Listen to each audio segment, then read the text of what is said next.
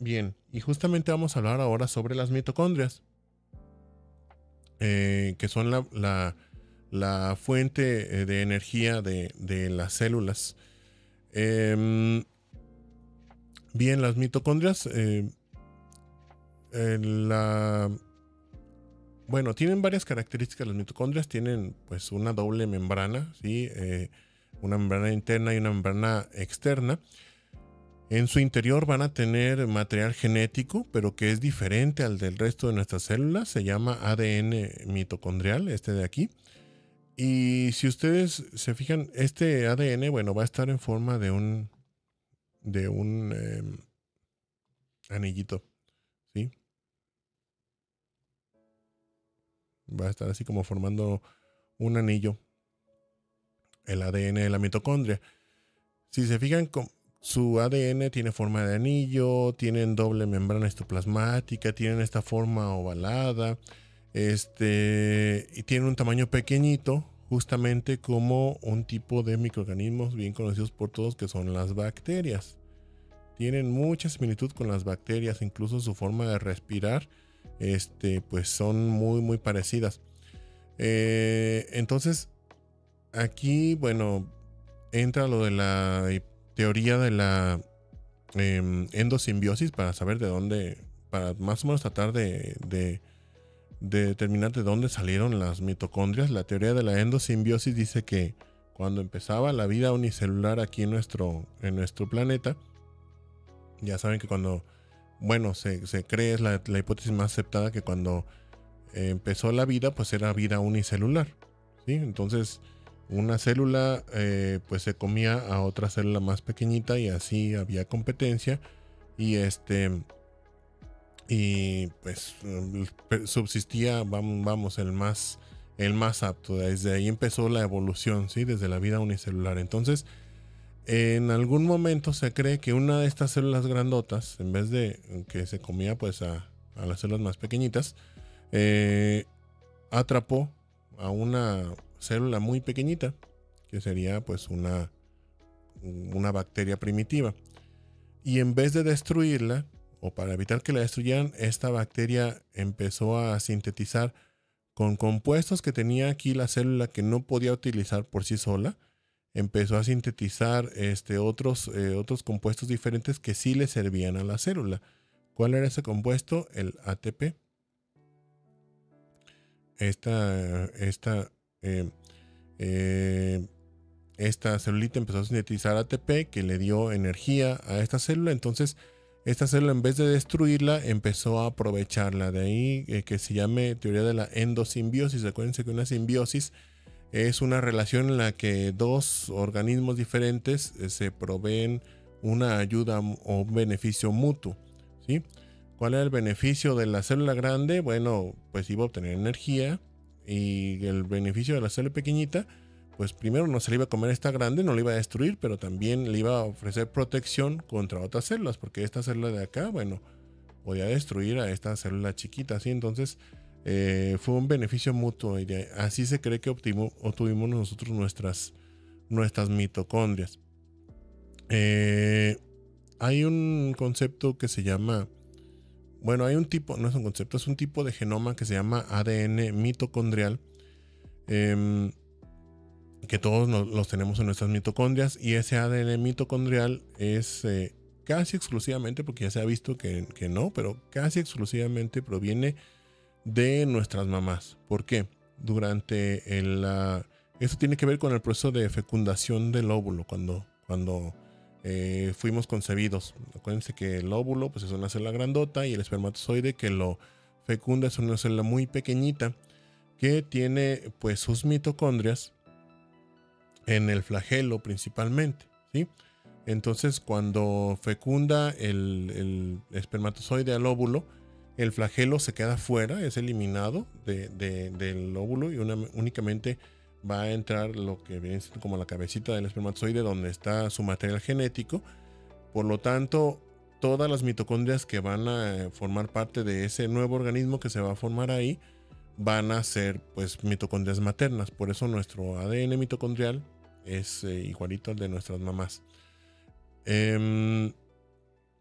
Bueno, Las mitocondrias, entonces, son como si fuera un ente aparte al de nuestras células. Tienen funciones diferentes, y un metabolismo distinto, tienen su propio ADN y también tienen sustancias propias aquí en su medio interno, ¿sí? En lo que vendría a ser como el análogo de su citoplasma, el medio líquido que tienen aquí.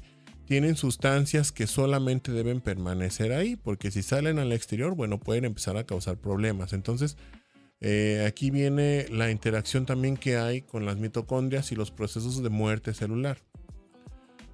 Bien, vamos por partes. Entonces, las mitocondrias se encargan de producir ATP, ¿sí? Esa es su función principal dentro de la célula, pero también pueden regular los procesos de muerte. ¿Cómo van a producir ATP? Van a captar metabolitos que introduce la célula citoplasma. El principal va a ser la glucosa, pero también pueden usar glutamina o ácidos grasos. Y van a hacer aquí pues un proceso de metabolismo que nos va, bueno, una serie de procesos que van a producir ATP y productos de desecho. Entonces, el principal de estos procesos de lo que le llamamos respiración celular es la utilización de la glucosa mediante el ciclo de Krebs y el ciclo del ácido cítrico, y la fosforilación oxidativa para obtener ATP. Sí, ese va a ser el proceso que nos va a dar más rendimiento energético. O sea, por una molécula de glucosa nos va a generar más ATP que cualquiera de los otros dos tipos o de los demás procesos alternativos de respiración celular. Entonces, este es el más eficiente y el que produce menos productos de desecho y que son más fácilmente eliminables por la célula. Por lo tanto, es el más utilizado, ¿sí? El principal. Esa va a ser la función principal de producción de energía de la célula.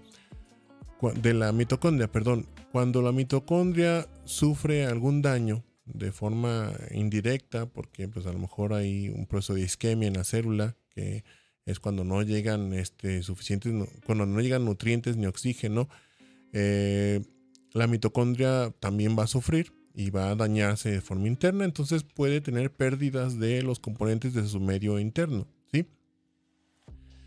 Si pierde, por ejemplo, iones hidrógeno o hidrogeniones, la mitocondria va a perder su potencial eléctrico de membrana, y sin este potencial eléctrico no va a poder llevar a cabo la respiración celular, entonces va a dejar de funcionar. Si deja de funcionar la mitocondria, obviamente si deja de funcionar una mitocondria, lo más probable es que todas las demás hagan lo mismo, porque todas están expuestas a ese daño dentro de la célula.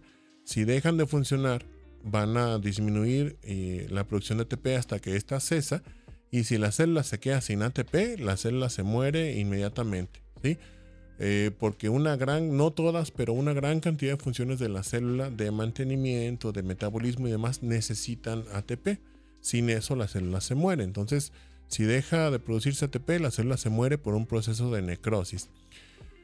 Si la mitocondria puede recibir algunas señales químicas o también sufrir daño nuevamente por algún otro evento como estos de isquemia o toxinas, además de perder hidrogeniones, o en vez de perder hidrogeniones puede tener pérdidas de otro tipo en su medio interno, ¿sí? En lo que dijimos que es su análogo de citoplasma, y permitir la salida de sustancias y proteínas que solamente deben estar aquí, como el citocromo C, por ejemplo. El citocromo C y otras proteínas que vamos a mencionar en el tema de adaptación y muerte celular, como unas que tienen nombres muy esotéricos, una que se llama SMAC Diablo y no me acuerdo cuál es la otra, ahorita la vamos a recordar después, van a formar en el citoplasma de las células. Cuando salen de la mitocondria van a formar una unidad proteica que se llama apoptosoma, y ese apoptosoma puede inducir otra forma de muerte celular, que es la apoptosis. Entonces, si se fijan, aunque la mitocondria es vital para la célula porque le va a producir energía, también puede desencadenar eventos de muerte celular. Bien, pues las mitocondrias son organelos pequeñitos, miden más o menos entre 200 a unas 600 nanómetros. Son la estructura más pequeñita que podemos ver, dijimos, en el microscopio óptico. Ayer lo mencionamos cuando hablábamos sobre la resolución del microscopio óptico. Y pues aquí así es como se ven en el microscopio electrónico, ¿sí? Se pueden ver aquí su forma redondita y las crestas que hace su membrana interna. Bien, la célula cuando realiza sus procesos de metabolismo va a generar productos de desecho. Además, los organelos que van envejeciendo, las mismas proteínas que ya se utilizaron van envejeciendo, material genético como ARN que ya no se utiliza, todo eso se puede ir acumulando en la célula. Entonces la célula necesita medios de reciclaje, ¿sí? Para destruir lo que ya no necesita y poderlo reutilizar, poderlo reducir a sus componentes más esenciales y volver a tener ingredientes para formar otra vez nuevo ADN, nuevo ARN, nuevas proteínas, etcétera. Entonces tiene varios mecanismos mediante los cuales va a reciclar componentes de ella misma. Aquí estamos viendo del lado derecho los procesos de endocitosis y fagocitosis. Dijimos que mediante estos la célula capta sustancias o incluso microorganismos de su medio externo y después los destruye. Pero también la célula puede hacer esto con los componentes internos que ya no le sirven o que están degradados. Este proceso se llama autofagia. Entonces, por ejemplo, aquí estamos viendo órganos que están senescentes, es decir, que están envejecidos ya. Vemos una mitocondria que ya no funciona, algunas membranas de lisosomas o de alguna otra vesícula que llevó a cabo una función, proteínas que están desnaturalizadas, es decir, que se degradaron y ya no sirven. Una proteína normalmente debe estar plegada. Cuando ustedes vean, lo vamos a estar viendo frecuentemente aquí, pero cuando hablemos de una proteína y veamos su representación gráfica, pues siempre vamos a ver algo así como una hebrita plegada de cierta manera. Cuando esa hebrita pierde su plegamiento, entonces ya se dice que se desnaturaliza esa proteína y así ya no funciona.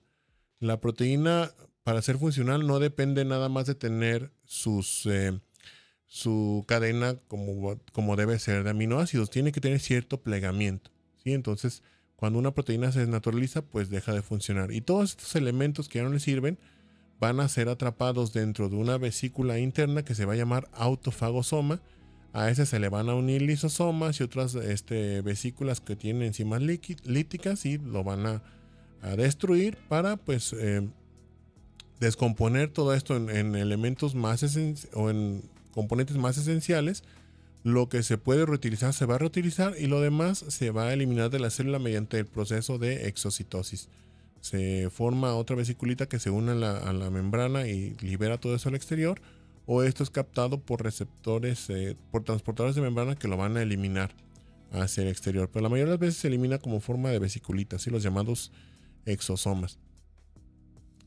La célula tiene otros mecanismos de degradación de componentes más pequeñitos, como las proteínas, por ejemplo, ¿sí? Tiene un mecanismo de degradación de proteínas que se llama el sistema ubiquitina proteasoma.